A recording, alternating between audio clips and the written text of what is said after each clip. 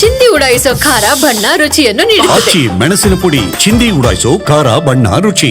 Kernel Sophia Qureshi ವಿರುದ್ಧ ವಿವಾದಾತ್ಮಕ ಹೇಳಿಕೆ ಕೊಟ್ಟಿದ್ರು ಮಧ್ಯಪ್ರದೇಶ ಸಚಿವ ವಿಜಯ್ ಶಾ. ಇವರ ವಿರುದ್ಧ ಈಗಾಗಲೇ ಎಸ್ಐಟಿ ತನಿಖೆ ನಡೀತಾ ಇದೆ. ಎಸ್ಐಟಿ ರಚನೆಯನ್ನ ಮಾಡಿಕೊಳ್ಳಲಾಗಿದೆ.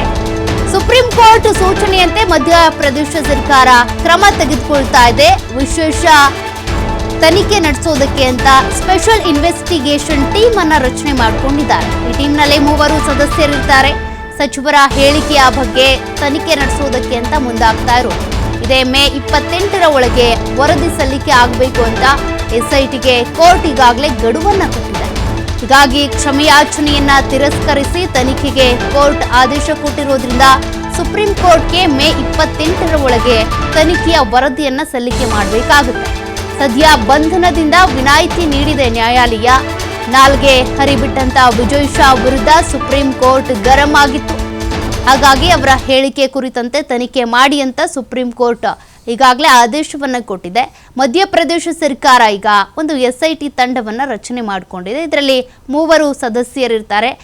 ಇವರ ಹೇಳಿಕೆಯ ಕುರಿತು ತನಿಖೆಯನ್ನ ನಡೆಸ್ತಾರೆ. ಅವರು ಕ್ಷಮೆಯಾಚಿಸಿದ್ರೂ ಕೂಡ ಕ್ಷಮೆಯನ್ನ ತಿರಸ್ಕಾರ ಮಾಡಲಾಗಿದೆ.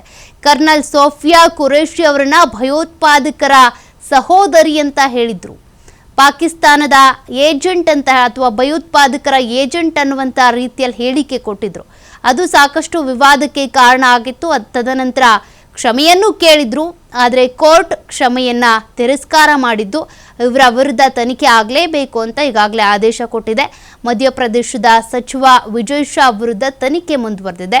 ಈಗಾಗಲೇ ಸ್ಪೆಷಲ್ ಇನ್ವೆಸ್ಟಿಗೇಷನ್ ಟೀಮ್ ಅನ್ನು ರಚನೆ ಮಾಡಿಕೊಂಡು ತನಿಖೆಯನ್ನು ಮುಂದುವರಿಸ್ತಾ ಇದ್ದಾರೆ. ಅವರು ಕೊಟ್ಟಂತ ಹೇಳಿಕೆಗೆ ಸಂಬಂಧಪಟ್ಟಂತೆ ವಿಚಾರಣೆ ಮುಂದುವರಿಯುತ್ತೆ. ಮೇ 28ನೇ ತಾರೀಕಿನ ಒಳಗೆ ಅವರನ್ನು ತನಿಖೆಗೆ ಒಳಪಡಿಸಿ ಅವರ ಸ್ಟೇಟ್ಮೆಂಟ್ ಇರ್ಬೋದು ಅಥವಾ ಯಾಕಾಗಿ ಈ ರೀತಿ ಹೇಳಿಕೆ ಕೊಟ್ಟರು, ಕ್ಷಮೆ ಕೋರಿದನು ಕೂಡ ಕೋರ್ಟ್ ಈಗಾಗಲೇ ತಿರಸ್ಕಾರ ಮಾಡಿರೋದ್ರಿಂದ ಎಲ್ಲ ರೀತಿಯಲ್ಲೂ ಕೂಡ ತನಿಖೆ ಮಾಡಿ ಆ ವರದಿಯನ್ನು ಸುಪ್ರೀಂ ಕೋರ್ಟ್ಗೆ ಸಲ್ಲಿಕೆ ಮಾಡಬೇಕಾಗುತ್ತೆ ಸ್ಪೆಷಲ್ ಇನ್ವೆಸ್ಟಿಗೇಷನ್ ಟೀಮ್.